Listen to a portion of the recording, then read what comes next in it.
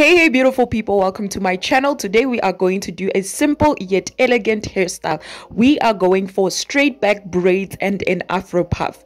Now before you start anything, you need to moisturize your hair because moisture equals to less hair breakage. Always moisturize both your hair and your scalp. So before we start, we are going to do a middle part. Now we are doing a middle part because we want our lines to be as neat as we want them to be, because we are going to wear these straight back braids out.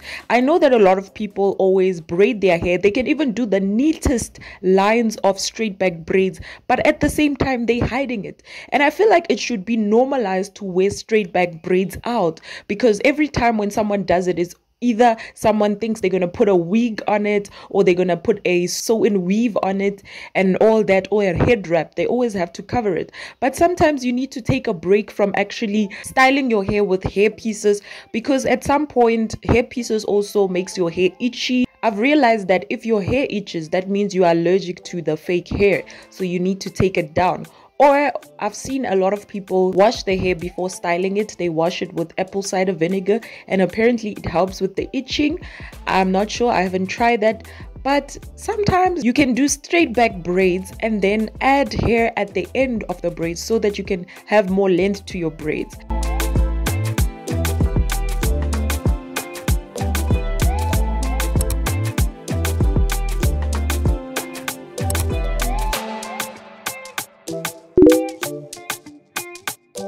For this hairstyle, I decided not to use any gel or edge control to slick my hair back. I just wanted to see what it would look like if I just used a moisturizer, and I can see that as we are going along, it's actually making the hair more neat, because I've realized that some gels dry out your hair at some point, or you could use an edge control or gel to slick down your hair, but after 2 weeks you will see that the gel has white marks. This hairstyle can last you for up to 2 weeks, and then you can redo it if you want, or just switch over to the next style. But what I usually do is at the 2-week mark, I would moisturize and then redo the lines as they go on, because it makes the process easier, so that I can have this hairstyle for at least a month.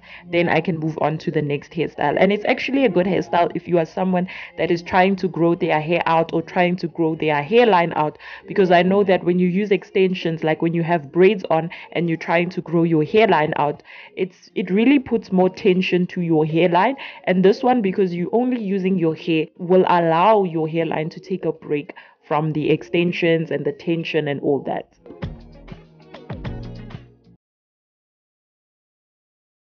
When you braid your hair by yourself, you need to use, at this point I was using my phone's front camera and I had a mirror at the back, so that's how I got to see if my parts were looking neat and not. But it's kind of like you have to adjust. Maybe you can use 2 mirrors, but you have to adjust it in a way that you can see the back of your hair and the front of your hair. So cornrowing your hair by yourself is very simple.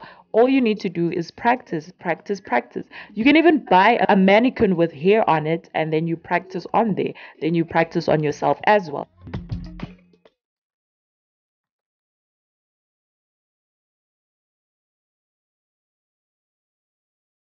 Best part about doing your hair is the end product, where you can say, yes, I did this by myself.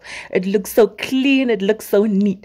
But the most important thing about styling hair is the parts. Your parts have to look clean. That's when you're gonna say, wow, this hairstyle, I made this hairstyle, I did that. Because if your parts are looking crooked and all that, nobody's going to compliment you. They're gonna think, oh, if you tell them that you did it by yourself, then they're gonna be like, oh, okay, I understand. Yeah, it shows. The aim of doing hair by yourself is for people to be in disbelief and say, wow, you did that by yourself? Did you really? I mean, like, how is that possible? Yeah, that's the whole aim of styling your hair by yourself.